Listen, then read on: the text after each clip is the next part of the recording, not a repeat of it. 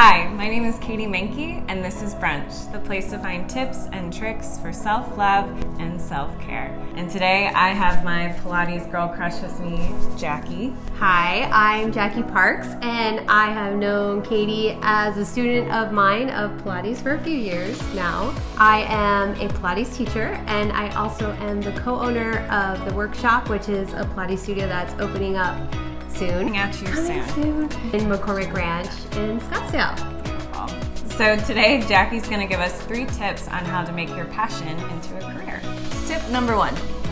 So the first thing that you have to do is define your passion. For me, I started out working as a graphic designer, just like you do, and I was like all about it. I thought it was going to be like my life, and I didn't like it. I liked it enough, but I just wasn't like on fire about it. I started taking yoga classes. It was pretty random. I just had like a mid-20s crisis. So I did that for a couple years and then just kind of stumbled into teaching Pilates. It took a lot of time to figure out where inside of Pilates I was passionate about what I was doing. I have kind of discovered over the years that I'm really passionate about helping people that are recovering from injuries, or being a mentor for new teachers or people coming into the industry. So I think you take what you want to do as a whole, and then there's like 1,000 different paths in that. So if you're passionate about teaching, you could be a grade school teacher, or you could be a yoga teacher, or whatever. So you have to start to kind of whittle down what it is that you want to do, what's realistic, and what you really feel like, okay, I could spend a lot of time, effort, and energy. Find that thing that, I love to do this on the side, and I think I can make this a career. Tip number 1 was really good. And tip number 2. Tip number 2 is making your passion a job before it's a job. A lot of us have our passion projects on the side. So it's kind of this rut we get stuck in where we don't have enough time to focus and dedicate to our passion because we have to pay the bills. One of the things to kind of figure out how to tip the scales is just kind of a truth bomb for a second, is that... We're ready. Yeah, I know.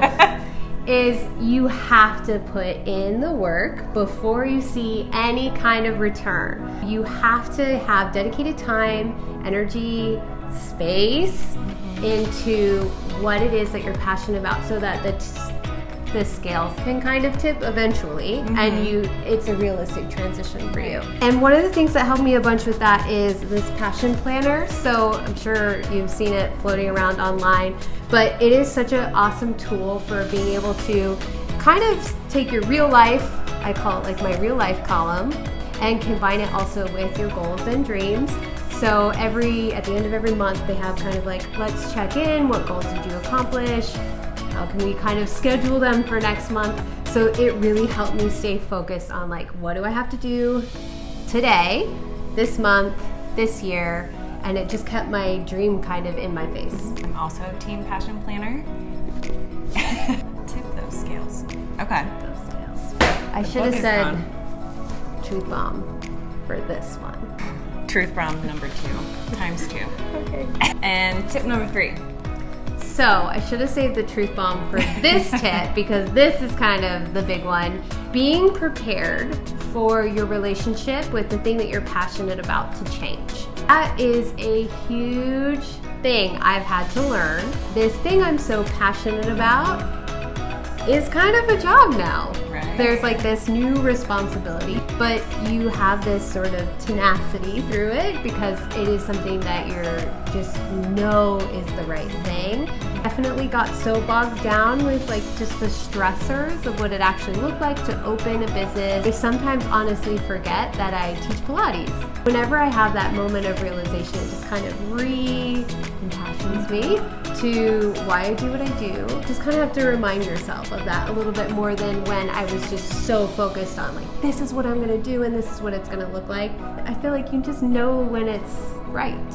It's the right fit. Yeah, when it's the right fit.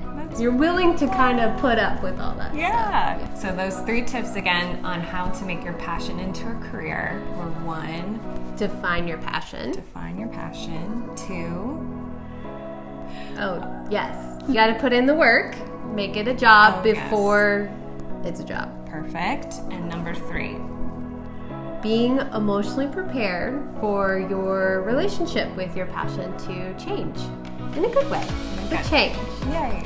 Thank you so much, Jackie. Thank you. And tune in for the next brunch. Oops, lost an earring.